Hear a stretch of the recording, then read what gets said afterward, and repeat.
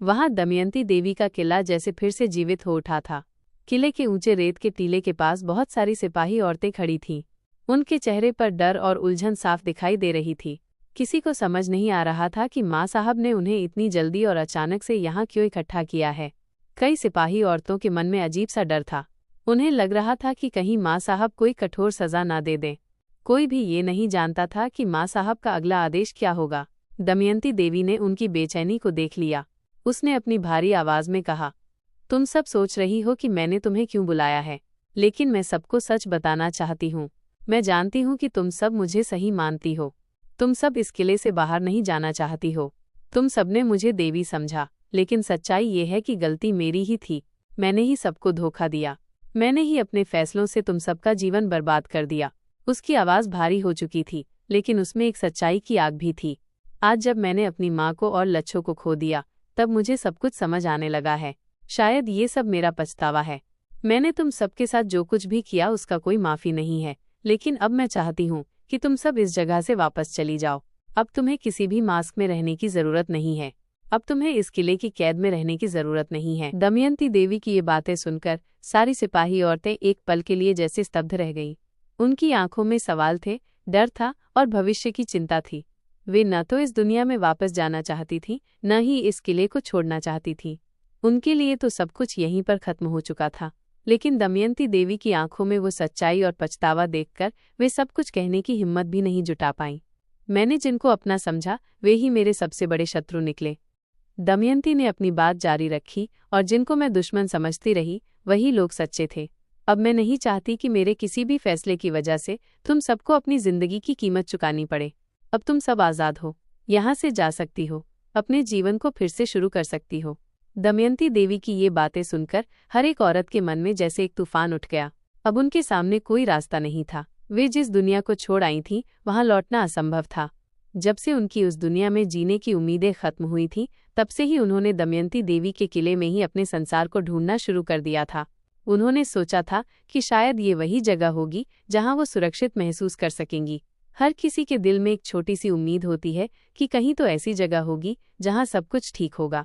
लेकिन अब जब दमयंती देवी ने खुद ये कह दिया था कि वो भी अपनी गलतियों को मानती है और चाहती है कि सब अपनी अपनी लाइफ में वापस लौट जाएं, तो इन स्त्रियों का दिल जैसे टूट सा गया था। उनके दिल में ये सवाल बार बार उठ रहा था कि अगर वो वापस अपनी पुरानी दुनिया में लौट जाएंगी तो क्या सब कुछ पहले जैसा हो पाएगा? क्या वहाँ भी उन्हें अपनापन और इज्जत मिल पाएगी? उन्हें दिल में एक अजीब सी घबराहट थी, जैसे कोई भारी डिसीजन लेने के पहले होती है। इसी बीच मारवा हाउस में निखिल भूमिका के कमरे के बाहर पहुंच चुका था। दरवाजे पर नॉक करते ही भूमिका ने दरवाजा खोला, और जैसे ही उसकी नज़र निखिल पर पड़ी, उसके चेहरे पर एक हल्की सी स्माइल आ गई। लेकिन फिर भी उसने अपने एटीट्यूड को बरकरार रखते हुए पूछा, क्या तुम्हें मुझसे कोई काम है? निखिल ने उसकी बात सुनकर एक हल्की सी हंसी की और बोला, देखो भूमिका, आजकल तो कोई काम है नहीं, तो मैंने सोचा क्यों न तुम्हारे बोर्डम को दूर करने के लिए कुछ फन किया जाए। आखिर तुम यहाँ अकेली बैठी हो और तुम्हें तो मुझसे बेहतर कोई एंटरटेनमेंट दे ही नहीं सकता। भूमिका ने एक नज़र निखिल पर डाली और फिर धीरे से बोली, अच्छा तो तुम मुझे एंटरटेन करने आए हो? निखिल ने तुरंत कहा, हाँ, और वैसे भी यहाँ पर सब कुछ थोड़ा बोरिंग हो गया है, तो तुम्हारे रूम में बैठकर थोड़ा गपशप करना, कुछ मेमोरीज शेयर करना सही रहेगा। उधर गुलेरिया हाउस में नंदिनी नौकरों को जल्दी जल्दी हाथ चलाने के लिए कह रही थी।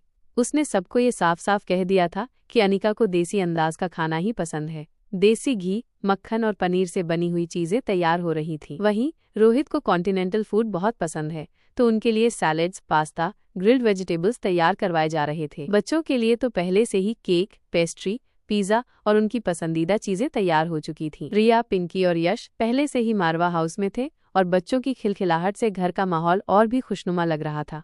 कुछ ही देर में रोहित, मारवा और अनिका की कार घर के सामने पार्क हो गई।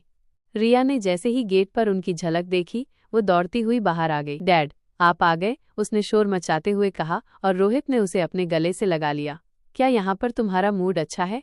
पिंकी और यश कैसे हैं? क्या तुम उनसे मिली? रोहित ने एक साथ कई सवाल पूछ लिए। तभी नंदिनी ने मुस्कुराकर अपनी उंगली से हॉल की तरफ इशारा करते हुए कहा, वो देखो, सब बच्चे वहीं पर हैं, चलो अंदर चलते हैं। आर्यन और अलेक्जेंडर भी उनके साथ अंदर चले गए। नंदिनी ने फिर से अनिका को गले लगाकर कहा, तुम बहुत बुरी हो, हर बार तुम्हें खुद आना नहीं पड़ता। अगर यहाँ बच्चे नहीं होते तो शायद तुम आज भी नहीं आती। अनिका ने बस एक प्यारी सी स्माइल दी, लेकिन उसने कुछ भी नहीं कहा। उसकी स्माइल ही उसकी सारी फीलिंग्स बयां कर रही थी। इसके बाद नंदिनी ने रोहित मारवा को हाथ जोड़कर एक हल्का सा नमस्ते किया। रोहित ने भी अपनी गर्दन हिलाकर स्माइल दी और पूछा, पापा और सिद्धार्थ कहाँ हैं? दिखाई नहीं दे रहे। नंदिनी ने जवाब दिया, चाचा जी कब से आप दोनों का इंतजार कर रहे हैं, वो भी बहुत एक्साइटेड हैं कि आप लोग आ रहे हैं। यह सब देखकर रोहित और अनिका दोनों का मूड हल्का और अच्छा हो गया। अब वे दोनों अंदर की तरफ बढ़ गए, जहां बाकी सब उनका इंतजार कर रहे थे। रोहित और अनिका जैसे ही गुलेरिया हाउस में एंट्री करते हैं तो सबसे पहले उन्हें बाहर गेट पर नंदिनी और श्रेया के मुस्कुराते हुए चेहरे दिखते हैं। नंदिनी ने अपने हाथों को जोड़कर एक प्यारा सा नमस्ते किया और श्रेया ने आगे बढ़कर अनिका को गले से लगा लिया। जैसे ही रोहित और अनिका अंदर आते हैं, उन्हें अंदर से आती बच्चों की खिलखिलाहट सुनाई देती है, जो जैसे पूरे माहौल को एकदम से रौनक कर देती है। अंदर जाते ही उन्होंने देखा कि पिंकी, आर्यन, अलेक्जेंडर और रिया सब मिलकर अपने छोटे भाई के साथ खेल रहे थे। बच्चे इतने एक्साइटेड थे कि उनके शोर से सारा घर गूंज रहा था। पिंकी ने अपने नन्हे भाई को गोद में उठाया हुआ था और उसकी क्यूट मुस्कान को सबको दिखाते हुए कह रही थी, देखो हमारा भाई कितना प्यारा है। उसकी आंखों में इतनी चमक थी मानो कोई कीमती खजाना हाथ लग गया हो। रिया ने भी तुरंत अपनी आवाज में वही खुशी भरते हुए कहा, पिंकी सच में, देखो ना, इसकी नाक तो बिल्कुल मेरी जैसी है। पिंकी ने खिलखिलाते हुए जवाब दिया, अरे पागल, ये बच्चा मेरा है तो जाहिर है मुझ पर ही गया है। तभी रिया थोड़ी शरारत से बोली, ओह तो तुम्हारा ही है, फिर मेरा क्या? देखो इसकी आंखें तो बिल्कुल मेरी तरह चमक रही हैं। आर्यन और अलेक्जेंडर एक दूसरे की तरफ हैरानी से देखते हैं, जैसे सोच रहे हो कि ये लड़कियां कैसी क्रेजी बातें कर रही हैं। आर्यन ने थोड़े हैरान होकर कहा, रिया ये क्या बातें कर रही हो? अभी ये बच्चा बहुत छोटा है, ऐसे में इसकी शक्ल बदलती रहेगी। किसी दिन ये तुम पर दिखेगा, किसी दिन पिंकी पर और किसी दिन शायद हम पर भी। रिया ने भी बीच में कूदते हुए कहा, हाँ मुझे भी पता है कि बच्चों का लुक बदलता रहता है, लेकिन अभी तो मुझे भी इसकी नाक अपनी जैसी ही लग रही है। आर्यन ने अपने सिर पर हाथ मारा और सोचने लगा, इस लड़की को कोई नहीं समझा सकता, ये अपनी बात पर जिद्दी ही रहेगी। इस सब के बीच रोहित और अनिका अंदर आते हैं। उन्हें बच्चों की ये प्यारी सी बातचीत देखकर बहुत अच्छा लगता है। अनिका की आंखों में एक सॉफ्ट सी चमक आ जाती है, जैसे उसने अपने सपने को सच होते हुए देख लिया हो। रोहित ने बच्चों की इस खुशहाल दुनिया को देखकर अपनी स्माइल को और भी बड़ा कर दिया। जैसे ही रिया की नज़र अपने मॉम और डैड पर पड़ती है, उसकी आंखें खुशी से चमक उठती हैं। तभी रिया भागकर रोहित से जाकर कसकर चिपक जाती है और कहती है, हेलो डैड, आप कैसे हो? रोहित भी अपनी बेटी को प्यार से गले लगा लेता है और उसके माथे पर एक किस कर देता है। तभी आर्यन और अलेक्जेंडर भी आकर अनिका को हेलो कहकर ग्रीट करते हैं और फिर रोहित से कहते हैं, हेलो डैड, आप कैसे हो? रोहित अब अपने दोनों बेटों के सिर पर हाथ रखकर प्यार से कहता है, आई होप आप दोनों भी अच्छे हो। जहाँ तक मुझे आप लोगों को देखकर लग रहा है, आप लोग यहाँ पर काफी खुश नजर आ रहे हो। रोहित की बात सुनकर रिया तुरंत बीच में बोलती है, हाँ डैड, देखिए ना, हम अपने छोटे भाई के साथ कितनी मस्ती कर रहे हैं। मेरा तो ऐसा मन कर रहा है कि मैं अपने इस भाई को अपने साथ ही ले जाऊं। रिया की ये बात सुनकर जैसे ही रिया अपने छोटे भाई की तरफ देखती है तो पिंकी की दो छोटी छोटी आंखें रिया को घूर रही थीं, क्योंकि रिया की इस बात पर कि वो अपने भाई को अपने घर ले जाएगी, पिंकी को बहुत गुस्सा आता है। पिंकी वैसे तो कम ही बोलती थी और अक्सर अपने इमोशंस को अपने अंदर ही रखती थी, लेकिन इस बार पिंकी बिना रुके बोल पड़ती है, नहीं रिया, मैं तो अपने भाई को यहाँ से कहीं जाने नहीं दूंगी। पिंकी की ये बात सुनते ही सारे बच्चे खिलखिलाकर हंसने लग जाते हैं। अनिका और रोहित भी मुस्कुराकर उन्हें देखते हैं। इधर अनिका वहां से हटकर श्रेया और नंदिनी के पास जाकर बैठ जाती है और तीनों आपस में ढेर सारी बातें करने लगती हैं। रोहित अनिका की तरफ देखकर कहता है, अनिका, मुझे पापा यहाँ पर दिखाई नहीं दे रहे, कहाँ हैं वो? रोहित की ये बात सुनकर श्रेया थोड़ा दुखी होकर कहती है, पापा ऊपर अपने कमरे में ही हैं। पता नहीं, जब से अनिका की बर्थडे पार्टी के बाद से आए हैं वो कुछ गुमसुम से ही रहते हैं, ज्यादातर अपने कमरे में ही बंद रहते हैं, यहाँ तक कि खाना पीना भी वहीं करते हैं। श्रेया की बात सुनकर रोहित और अनिका दोनों के मन में करण गुलेरिया के लिए थोड़ी सी चिंता हो जाती है, लेकिन फिर अनिका ने इशारे से रोहित को ऊपर जाने को कहा। रोहित अब धीरे धीरे सीढ़ियों की तरफ बढ़ता है और करण के कमरे की ओर निकल जाता है। इधर बच्चे अपनी मस्ती में खोए हुए थे। रिया, पिंकी, आर्यन और अलेक्जेंडर आपस में खेल रहे थे और छोटे भाई को भी अपनी बातों में उलझाने की कोशिश कर रहे थे। अनिका, श्रेया और नंदिनी अपनी अपनी बातचीत में मशरूफ थी। नंदिनी अनिका को अपनी बनाई हुई डिशेस के बारे में बता रही थी कि कैसे उसने खास अनिका के लिए इंडियन स्टाइल खाना तैयार करवाया था। तभी अनिका का फोन वाइब्रेट करने लगता है। अनिका ने जल्दी से फोन पॉकेट से निकालकर देखा तो एक मैसेज का नोटिफिकेशन आ रहा था। अनिका ने जैसे ही मैसेज पढ़ा वो एकदम से हैरान रह गई। पहले तो उसके चेहरे पर एक गंभीरता आ गई, जैसे कोई उलझन में हो। फिर उसने नंदिनी की ओर देखते हुए कहा, भाभी, आई थिंक अभी अर्जेंट काम आ गया है, मुझे यहाँ से अभी निकलना होगा। सॉरी भाभी, लेकिन आज आप लोगों के साथ डिनर नहीं कर पाऊंगी। अनिका की बात सुनकर नंदिनी और श्रेया दोनों का चेहरा उतर गया, क्योंकि नंदिनी ने खास आज के लिए इंडियन स्टाइल में सब कुछ तैयार करवाया था और वो चाहती थी कि अनिका हर डिश को टेस्ट करे। नंदिनी ने थोड़ा गुस्से और मायूसी से कहा, अनिका, इतनी भी क्या जल्दी है? तुम अभी तो आई हो और अब जाने की बात कर रही हो। कम से कम खाना तो खाकर जाओ, इतनी जल्दी क्या है? तभी श्रेया भी अनिका को थोड़ा फोर्स करते हुए कहती है, हाँ अनिका, एक तो तुम कभी आती ही नहीं हो और जब आती हो तो बस ऐसे ही जल्दी से निकलने की बात करती हो। कभी हमारे बारे में भी सोच लिया करो। हम सब तुम्हारा कितना इंतजार करते रहते हैं। तुम्हें देखकर कितनी खुश होती हूँ मैं। श्रेया की आवाज में एक शिकवा और थोड़ा सा प्यार भी छिपा हुआ था। वो चाहती थी कि अनिका उनके साथ कुछ देर और रुके, सबके साथ डिनर करे और थोड़ा और बातें करे। नंदिनी भी अपनी बड़ी बड़ी आंखों से उम्मीद से अनिका की तरफ देख रही थी। उधर रोहित धीरे धीरे सीढ़ियां चढ़कर करण गुलेरिया के कमरे के दरवाजे पर पहुंचता है। उसने आदरपूर्वक दरवाजे को पहले नॉक किया। दरवाजे पर करण गुलेरिया कुछ देर की खामोशी के बाद दरवाजा खोलते हैं और सामने रोहित को देखकर हल्की मुस्कान लाते हैं। रोहित भी तुरंत अपने हाथ जोड़कर नम्रता से कहता है, हेलो पापा, आप कैसे हैं? करण गुलेरिया अपनी गंभीर आवाज में कहते हैं, आओ बेटा, अंदर आओ, मैं ठीक हूँ। फिर रोहित कमरे के अंदर जाकर एक चेयर पर बैठ जाता है। करण भी अपनी चेयर पर बैठते हैं और दोनों के बीच कुछ देर तक एक सुकून भरी लेकिन थोड़ी सी उदास चुप्पी छा जाती है। रोहित करण की आंखों में छिपी थकान और एक गहरी उदासी को साफ देख पा रहा था। वो समझ रहा था कि करण गुलेरिया अंदर ही अंदर किसी चिंता में घुले जा रहे हैं। रोहित का मन भी हो रहा था कि वो करण से खुलकर बातें कर ले, शायद उनकी कोई मदद कर सके, लेकिन उसे याद था कि अनिका ने पहले ही कहा था कि इस बारे में कोई दखल देना ठीक नहीं होगा। रोहित ने एक गहरी सांस ली और मुस्कान के साथ करण से बातें करना शुरू किया, उनके पुराने किस्सों की, उनके बिजनेस के पुराने दिनों की। कुछ देर के लिए करण भी इन बातों में शामिल हो गए, जैसे वो कुछ पल के लिए अपनी चिंता भूलना चाह रहे हों। इधर कमरे की खामोशी में करण की झुकी हुई नजरें और रोहित की आधी अधूरी कोशिशें एक अजीब सा खालीपन पैदा कर रही थीं। तभी एक नौकर नीचे से आता है और करण गुलेरिया के कमरे के दरवाजे पर फिर से नॉक करता है। करण ने दरवाजा खोला और नौकर को देखा। नौकर ने हाथ जोड़कर कहा, साहब, नीचे अनिका बेबी को बुलावा आया है। अनिका बेबी कह रही हैं कि अभी निकलना है। नौकर की बात सुनकर करण ने एक पल अपनी आंखें बंद की, जैसे वो कुछ सोच रहे हों। फिर उन्होंने हल्के से कहा, ठीक है, मैं आता हूँ। करण गुलेरिया ने रोहित की तरफ देखा और बोला, चलो बेटा, नीचे चलते हैं। अनिका को कोई अर्जेंट काम होगा, इसलिए शायद अनिका बुला रही है। रोहित ने करण की आंखों में वो हल्की सी चिंता देखी, लेकिन इस बार उसने कुछ नहीं कहा, बस सिर हिलाकर हामी भर दी। इधर बच्चे और सब घरवाले अभी भी लिविंग रूम में बैठे हुए थे। रिया, पिंकी, आर्यन और अलेक्जेंडर अब तक भी आपस में हंसते मुस्कुराते खेल रहे थे। नंदिनी बार बार अपनी घड़ी देख रही थी, जैसे उसे भी चिंता हो रही हो कि अनिका इतनी जल्दी क्यों जाना चाह रही है। अब करण गुलेरिया और रोहित दोनों धीरे धीरे सीढ़ियों से नीचे उतरने लगे। करण के मन में अभी भी अनिका के अचानक जाने की बात अटक सी गई थी। जब वो लिविंग रूम में पहुंचे तो उन्होंने देखा कि बच्चे अपना सारा सामान पैक करके तैयार हो चुके थे। बच्चे आपस में खिलखिला रहे थे, पर उनके चेहरों पर थोड़ी सी उदासी भी छिपी हुई थी। तभी करण रोहित की तरफ देखते हुए कहते हैं, रोहित, ऐसी भी क्या जल्दी आ गई तुम लोगों को? अभी तो तुम आए ही थे। अनिका तो मुझसे ठीक से मिली भी नहीं। करण की आवाज में एक हल्की सी शिकायत छिपी थी, जैसे वो चाह रहे थे कि अनिका और रोहित उनके पास और रुकें। रोहित ने करण की बात सुनकर थोड़ी सी हिचकिचाहट के साथ जवाब दिया, पता नहीं पापा, शायद अनिका को कोई अर्जेंट काम आ गया होगा। वो तो बस आप सबसे मिलने के लिए ही यहाँ आई थी, वरना उसका भी कोई इरादा नहीं था कि इतनी जल्दी चले जाएं। करण ने उसकी बात सुनकर एक गहरी सांस ली और सिर हिलाते हुए बोले, ठीक है बेटा, चलो नीचे चलते हैं, उन्होंने हमें बुलाया है। दोनों ही अब धीरे धीरे कमरे से निकलकर नीचे आए। नीचे आकर करण ने देखा कि बच्चे अब तक अपने बैग और खिलौनों के साथ खड़े थे और अनिका को देखकर बातें कर रहे थे।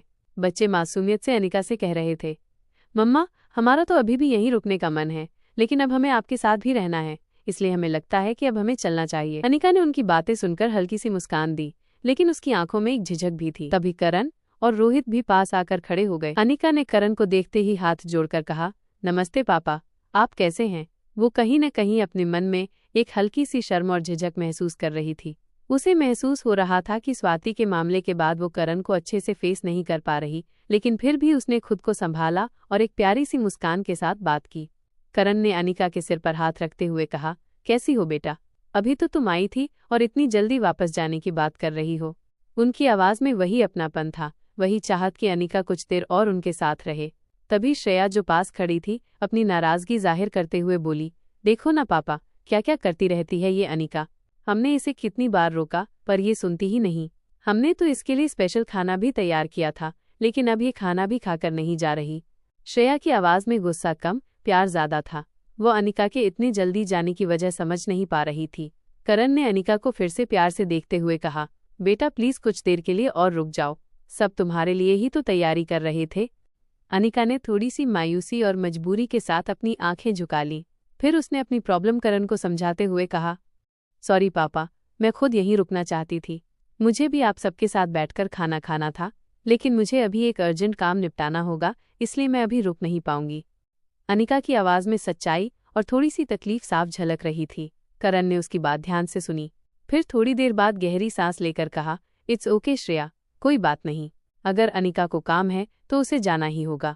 हम सब जानते हैं कि काम भी जरूरी होता है। करण की आवाज में अब शिकायत नहीं बल्कि एक प्यार था। करण ने श्रेया और नंदिनी को प्यार से समझा दिया। उन्होंने कहा, देखो बेटा, हमें अनिका के फैसले का सम्मान करना चाहिए। काम की जिम्मेदारी भी जरूरी होती है। करण की आवाज में वो पिता का दुलार भी था और एक गहरी समझ भी। अब सब लोग अनिका को छोड़ने के लिए बाहर तक आ गए। हवाओं में हल्की सी ठंडक थी और सबके मन में एक हल्की सी उदासी भी। बच्चे अब भी अनिका से चिपके हुए थे, जैसे उन्हें छोड़ना नहीं चाहते थे।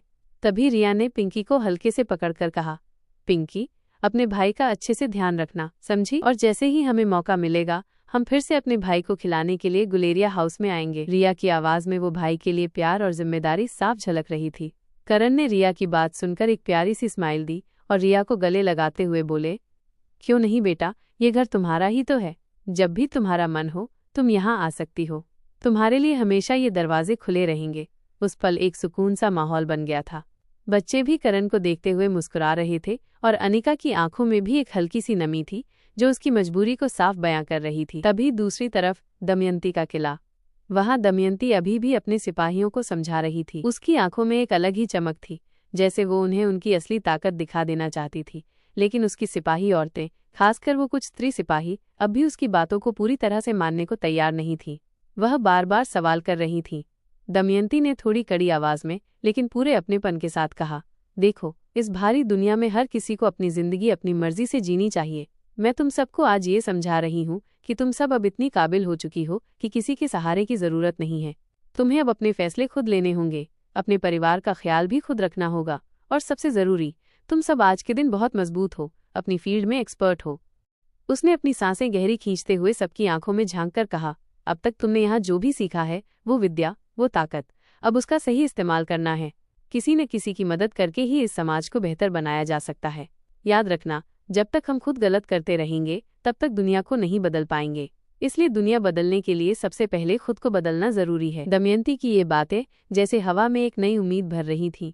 उसका लहजा इतना असरदार था कि हर किसी के दिल में एक हलचल होने लगी थी। तभी एक स्त्री सिपाही, जो दमयंती की सबसे भरोसेमंद सिपाही मानी जाती थी, उसने थोड़ी झिझक के साथ कहा, माँ साहब, आप बिल्कुल सही कह रही हैं, लेकिन आपने खुद ही कहा था कि वो अमर बूटी हमें अमर बना सकती है।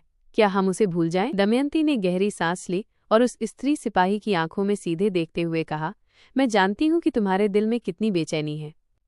मैं समझती हूँ कि तुम सबने कितनी कुर्बानियां दी हैं, लेकिन ये जो अमर बूटी की बातें थीं, वो सब एक छलावा थी, एक ऐसा झूठ जिसे मैंने भी सच मान लिया था।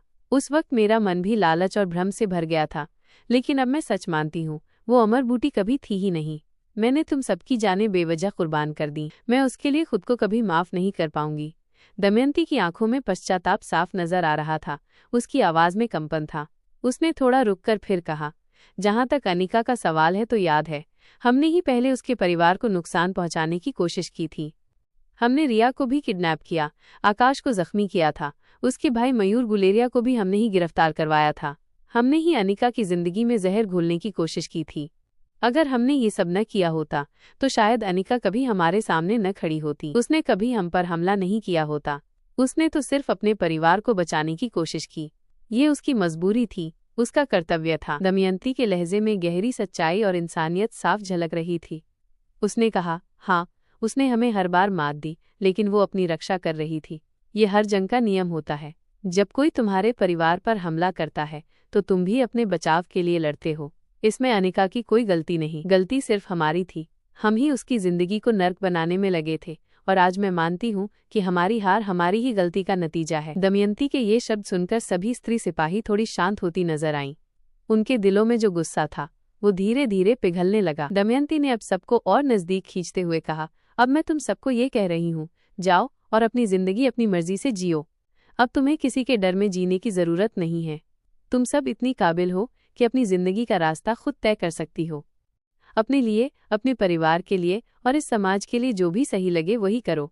फिर उसने अपनी गर्दन मोड़कर उस क्षत्रिय सिपाही की तरफ देखा जिसकी आंखों में अब भी थोड़ी झिझक बाकी थी। दमयंती ने हल्की मुस्कान दी और पूछा, क्या तुमने वो संदेश भेज दिया है? वो सिपाही थोड़ी देर तक कुछ कह नहीं पाई, लेकिन फिर उसने अपना सिर हिलाया और बोली, जी माँ साहब, मैंने वो संदेश भेज दिया है। दमयंती ने आंखें बंद करके सिर हिलाया, जैसे वो जानती हो कि ये संदेश कितना जरूरी था। अब दूसरी तरफ मारवा हाउस का माहौल बिल्कुल अलग था। निखिल और भूमिका के कमरे में बैठे बातें कर रहे थे। कमरे में हल्की सी रोशनी थी और उनके चेहरे पर गंभीरता थी। तभी अचानक भूमिका का फोन बज उठा। भूमिका ने टेबल पर रखा फोन उठाया और देखा उस पर इंस्पेक्टर अब्बास का नाम शो हो रहा था। उसने बिना देर किए फोन उठाया और कहा, हेलो सर, जय हिंद, कैसे हैं आप? आपने मुझे कैसे याद किया? इंस्पेक्टर अब्बास की आवाज दूसरी तरफ से गंभीर और सधी हुई आई। भूमिका, ये वक्त है फिर से एक साथ काम करने का। एक ऐसा केस सामने आया है जिसमें मुझे तुम्हारी जरूरत है। मैं अभी मुंबई से दिल्ली आया हूँ और इस केस में तुम्हारा साथ चाहिए। इंस्पेक्टर अब्बास की बातें भूमिका के दिल को छू गईं। फिर इंस्पेक्टर अब्बास ने कहा, मैंने इस केस के लिए अनिका को भी कांटेक्ट किया है। शायद अनिका भी इस बार हमारी हेल्प करेगी। अनिका का नाम सुनते ही भूमिका के चेहरे पर हल्की सी मुस्कान आ गई। उसकी आंखों में एक नई उम्मीद जग गई, जैसे किसी ने उसके मन की बात कह दी हो। भूमिका ने जैसे ही इंस्पेक्टर अब्बास की बातें सुनी, उसके चेहरे पर एक अजीब सा भाव आ गया। वो जानती थी कि अनिका कितनी काबिल है। अनिका ने हर केस में अपनी इंटेलिजेंस और डेयरिंग से सबको चौंका दिया था, लेकिन फिर भी हर बार फाइनल क्रेडिट भूमिका के ही हिस्से में आकर रुकता था। अनिका की सफलता का सारा श्रेय कहीं कहीं भूमिका के नाम पर ही लिखा जाता रहा। शायद इसलिए भूमिका को यकीन था कि ये केस भी डेफिनेटली सॉल्व हो ही जाएगा। भूमिका ने थोड़ी झिझक के साथ कहा, लेकिन सर, मैं तो अभी यहाँ नहीं हूँ। मेरा मतलब, मैं कहीं और हूँ अभी। इंस्पेक्टर अब्बास की आवाज में दृढ़ता थी। भूमिका, मुझे सब पता है। अर्जुन सिंह ने मुझे सब बता दिया। कैसे तुमने निपुणी को पकड़ने के लिए अपनी किडनैपिंग का नाटक किया था, मॉरिशस में जो कुछ भी हुआ, हर डिटेल मुझे पता है।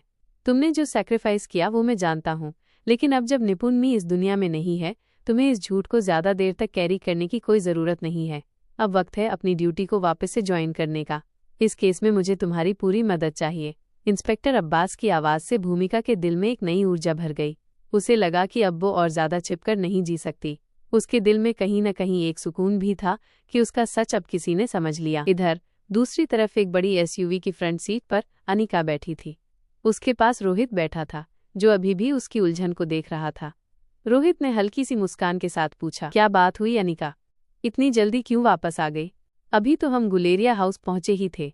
सब कुछ इतना जल्दी खत्म कैसे हो गया? अनिका ने बिना कोई जवाब दिए अपना फोन रोहित की तरफ बढ़ाया। रोहित ने उस मैसेज को ध्यान से पढ़ा। उसकी आंखों में हल्की हैरानी छलक रही थी। वो बोला, ये कौन है? ये तुमसे क्यों मिलना चाहती है? ऐसा क्या अर्जेंट है?